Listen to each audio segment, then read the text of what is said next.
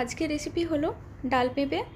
যারা পেঁপে খেতে একদমই পছন্দ করে না, এইভাবে যদি ডাল দিয়ে পেঁপে রান্না করা যায় তাহলে কিন্তু এটা খেতে খুবই সুস্বাদু হয়।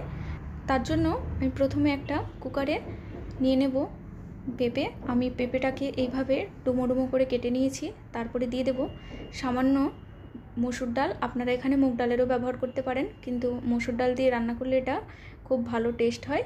তারপরে দিয়ে দেব পরিমাণ মতো নুন, আর দিয়ে দেব সামান্য হলুদ গুঁড়ো, আর দিয়ে দেব জল।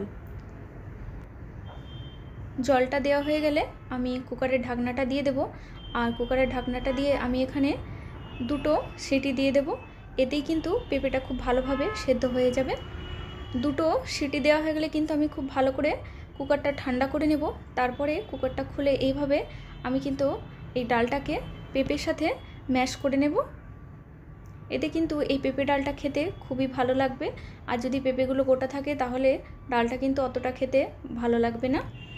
এই ধরনের আরও নতুন নতুন ভালো রেসিপি দেখার জন্য আমার চ্যানেলটিকে কিন্তু অবশ্যই সাবস্ক্রাইব করে নেবেন, আর পাশে থাকা বেল আইকনটি অবশ্যই প্রেস করবেন, তাহলে আমার ভিডিওগুলো আপনাদের কাছে সবার প্রথমে পৌঁছে যাবে।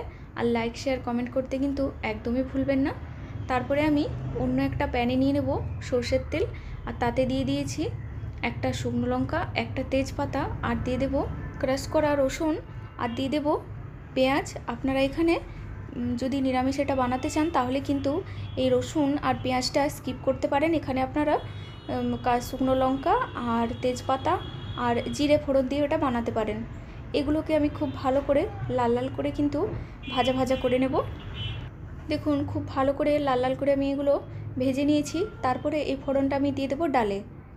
আর এই ফোড়নটা দেওয়ার পরে ডালটাকে আমি প্রায় 5 মিনিট মতো ফুটিয়ে নেব। এতে টেস্ট কিন্তু খুব ভালো আসবে।